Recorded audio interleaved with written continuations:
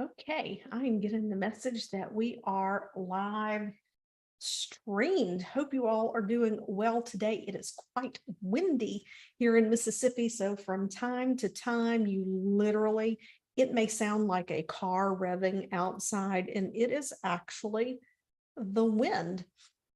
So, today I want to talk about money, and we're going to talk about money stories, our impressions, our experiences, and how those things around money impact our business. So I'm just going to make sure that we are live in the group here before we get going, because that is the entire point, right? So you can access this inside of the Facebook group.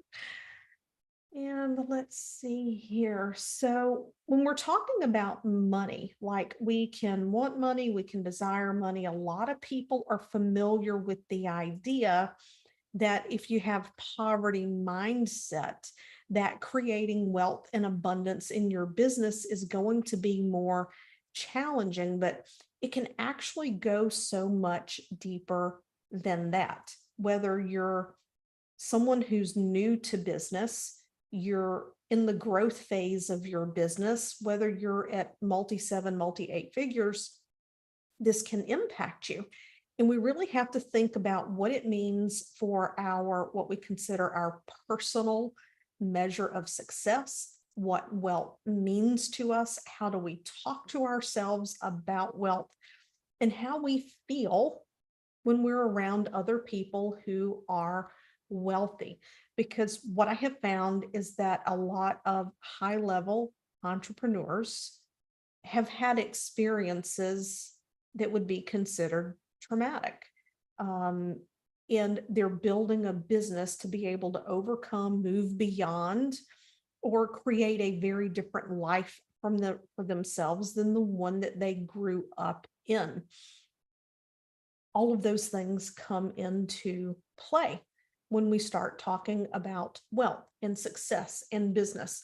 So, the first biggest thing I think, if you're someone in this group who's newer to business and you've not heard this before, when you're working in your business, you want to work from a place of service.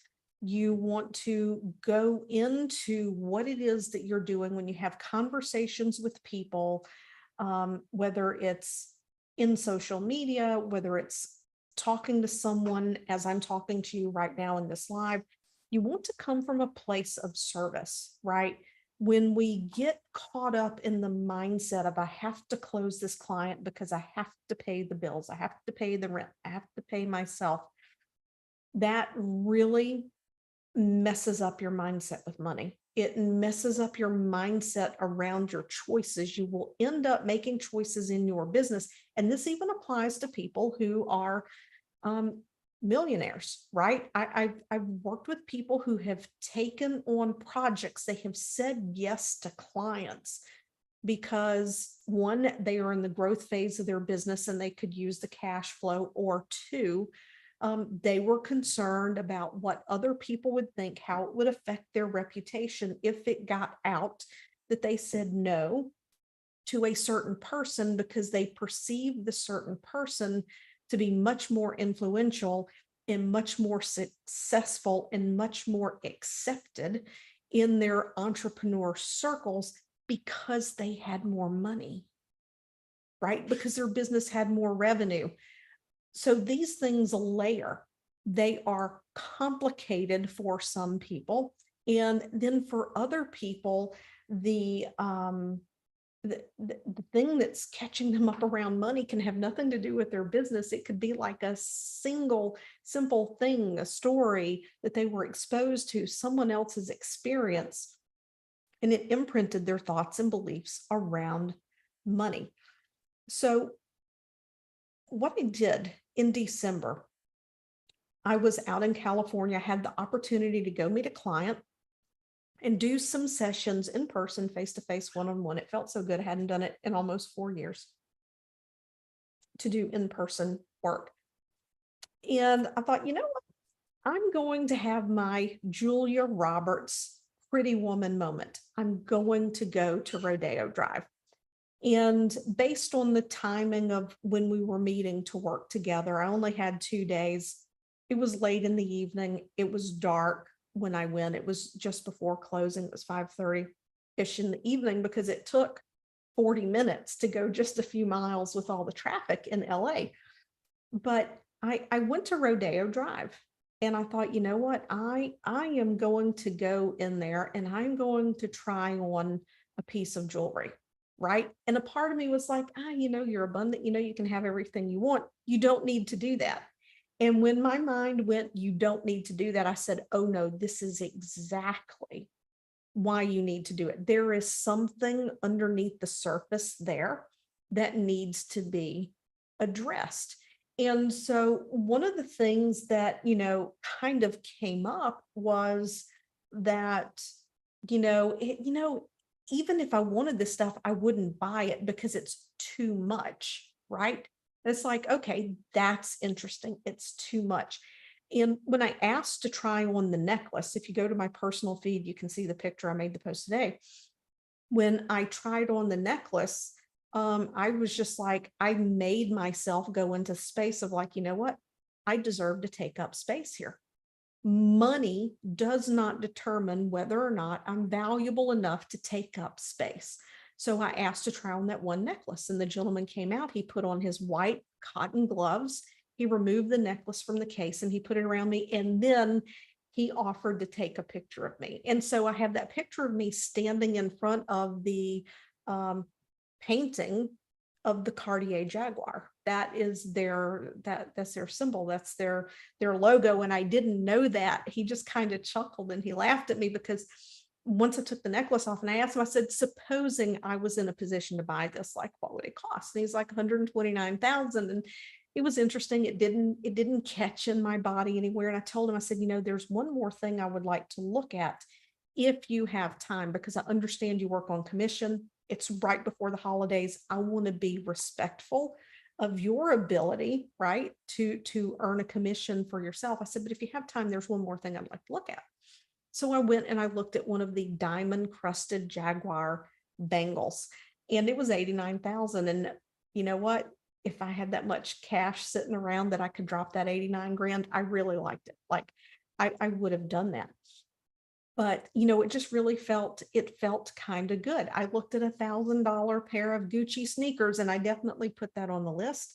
A lot of people would look at them and go, that's not much, but I like sneakers. I would probably wear them 3 times a year because it's dusty on the farm and I definitely wouldn't want them to get messed up.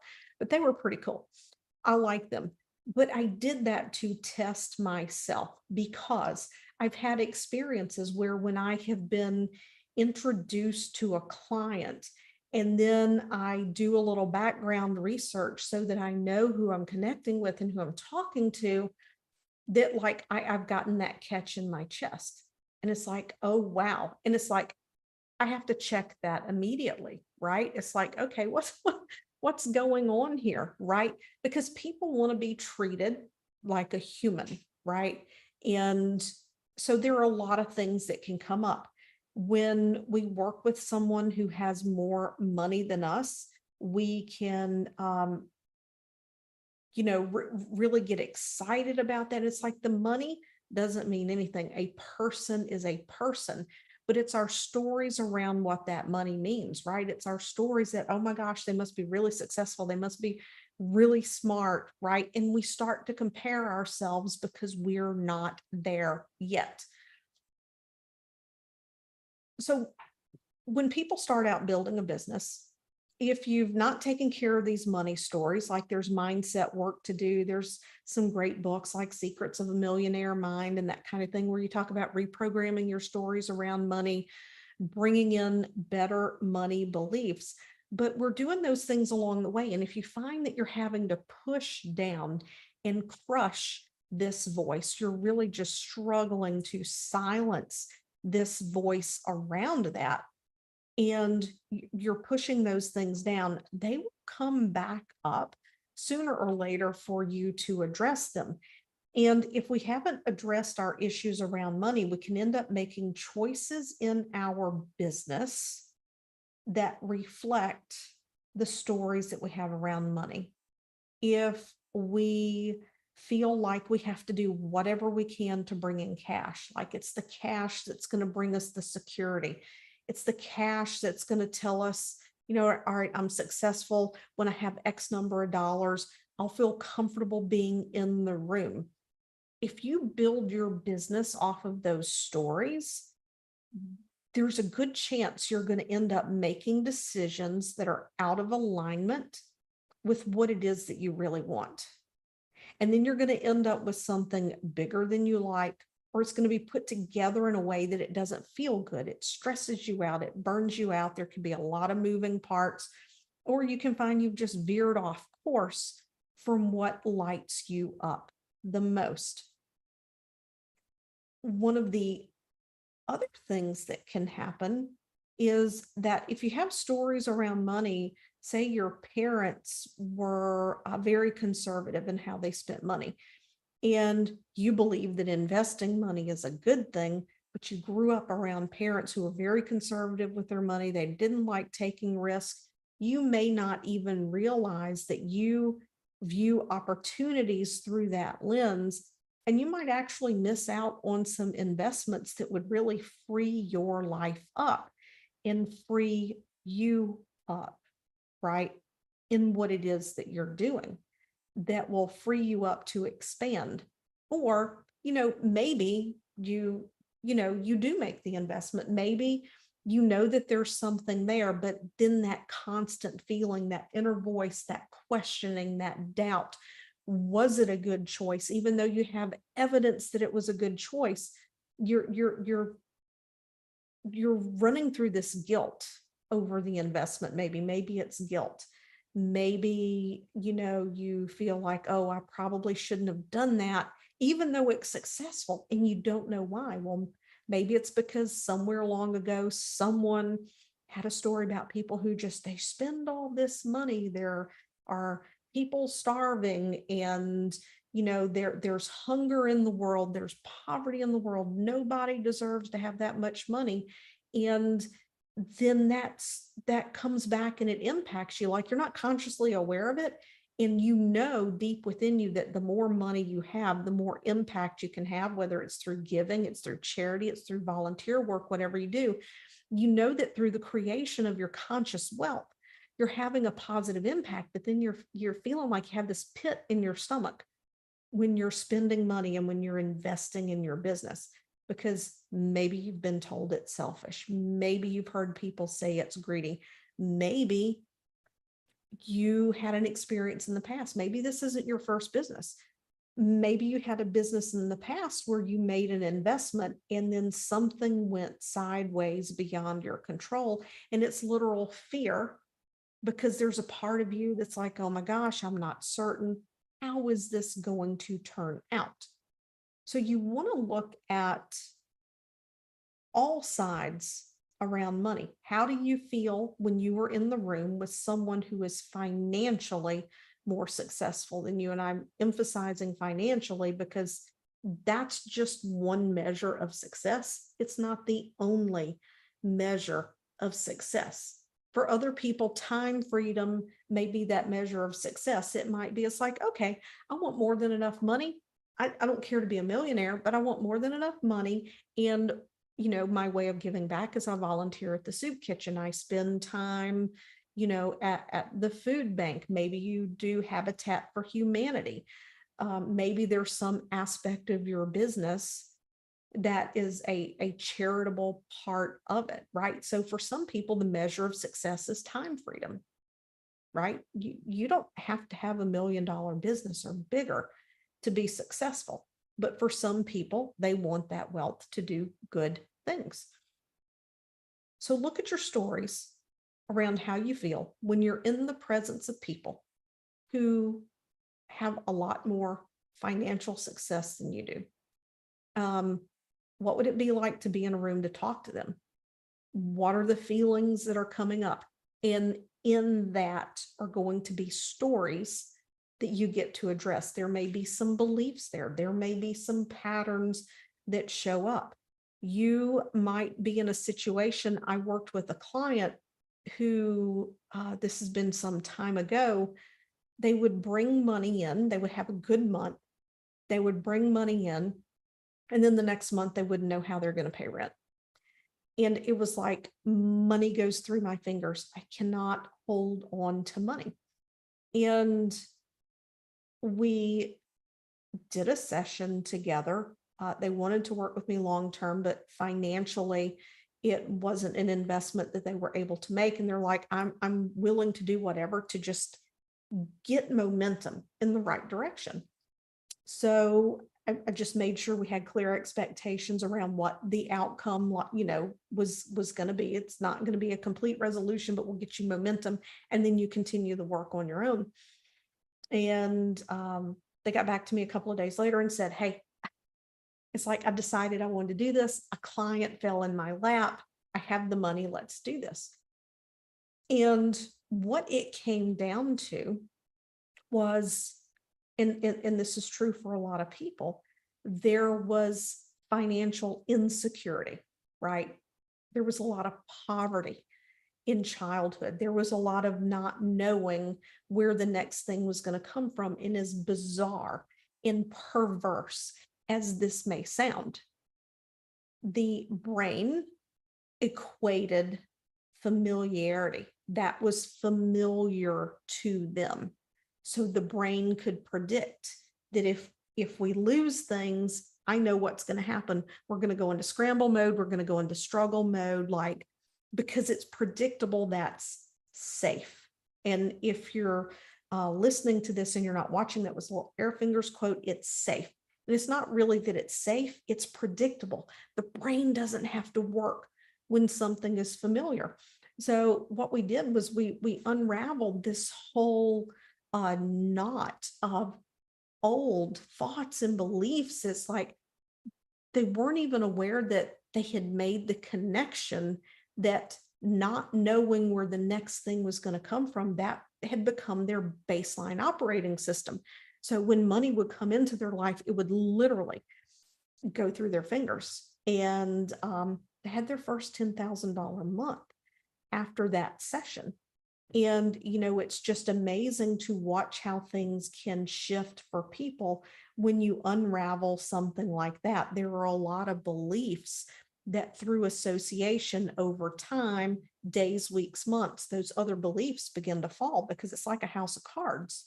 It's no longer something that can stand upon. So when you're looking at these things, if you have difficulty keeping financial cash flow in your business, it's something to look at. Now, obviously, when we're in business, we have to be realistic from the perspective that, when you're in business, you have to have something of value that people want to be in business. And there's the content, and there's the marketing, and there's the sales process, and how do you deliver? So sometimes when things aren't working in business, it's not just a mindset issue. Now, one of the things that we're addressing in this group is we are looking at how to optimize our mind so that we can have the clarity and the focus to deal with these other moving pieces, so that you can step back and say, oh, you know what, this isn't a mindset thing. There's something over here that needs work. Let me look at my data. And within the Aligned Business Mentorship, that's one of the things that I'm going to be teaching the people coming into that group, is that, there are about 6 different things that you have to look at. And mindset is a huge piece, because the mindset gives you the clarity, it gives you the peace, it gives you the calm to be able to look at the other things objectively and not make these knee-jerk reactive decisions. But our emotions can cause those same things. So it really becomes, entrepreneurship is a journey of really getting to know yourself, developing an intimate relationship with yourself, so you can find this place of peace and calm, so that in the middle of the storm, you can be focused. You can have clarity, where you need to be going, and then you can step back and say, okay, what has to shift here to make things work? What is going on here, so that I can have what it is that I need? So I'm going to take a minute or two here and let you know what opportunities there are to connect with me. If you have a question, drop a question in the comments here in the Facebook group. If you're over on YouTube, you can drop comments there. Don't ask me why. When I'm on LinkedIn and I have comments, I am not able to reply to them. I'm still learning that platform. It's a little different for me being over on LinkedIn. I love you guys over there, but it's a little different being there. So currently, a couple of ways that you can connect with me. If you're dealing with some things in your business, you're not sure it's mindset, if it's self-trust, if you have a blind spot somewhere, it could be a mindset thing, or it could be a business thing. You can apply for a 15-minute call. I've opened up some time on my calendar next week for 15-minute calls. It's not a sales call. We connect, we look, we see if you have a blind spot, get you going in the right direction, see if I have a resource that will support you. I have 126 episodes on the podcast now. I've covered a ton of topics. There might be something there that I can share with you, or a video here in this group that will get you moving in the right direction. If you're like, oh no, heck no, I know I need to work with you, then message me and I am happy to drop you a link so that you can get on my calendar and have a more in-depth discussion. We'll see what's appropriate for you. It might be one-on-one, it might be something else. You might be best served by someone who specializes in strategy. We don't know. I've definitely had that happen before, where someone reached out to me and we talked and I kept asking questions and probing, and it wasn't a mindset issue, right?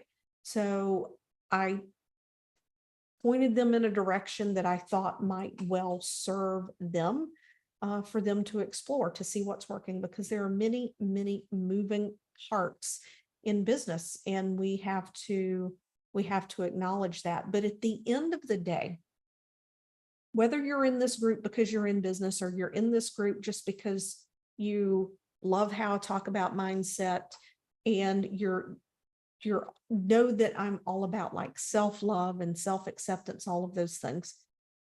At the end of the day, we are here to be fulfilled in our life. It doesn't matter if you want to be working for someone else, if you're happy in retirement, or you're building a business. At the end of the day, we came here to find our path to being fulfilled, to find joy in our life, whatever it is, however it looks. And that comes down to trusting ourselves to be curious, to trusting ourselves to explore, to knowing that we truly are worthy of whatever it is that we want in this life. We can create. We may need to learn something new. We might need to make connections. We might need to get old beliefs out of our way, but we are capable of creating what we desire in this life. And then this comes back to another wealth belief, circling back to what we started this whole live about. When it comes to wealth and your financial goals, are those your financial goals? Or are they something someone told you you should want out of life? Are they a goal that someone told you you should shoot for? Right? Something to think about. We pick up messages around money and finances from all over the place. This is where knowing yourself is invaluable, because you can tap into your intuition, you can tap into your feelings. And if you're experiencing feelings, then know that that's not your intuition, right? There's something coming up for you there, positive or maybe not so positive, to explore and to just see where things lead for you. So anyway, I loved doing this live here for you today. Look at your money stories. Look at your beliefs. Look at what people have told you. Look at the relationships people around you that you grew up with had with money. Were you in church? What were the stories there? and begin to peel those layers and unravel. And hopefully I will see you tomorrow at the masterclass. The masterclass is at 2 o'clock tomorrow, Aligned and Elevated Life. So if you haven't registered for the Aligned and Elevated Life masterclass, go to pennychason.com/masterclass and sign up. It's absolutely free. Love to see you there. All right. Bye.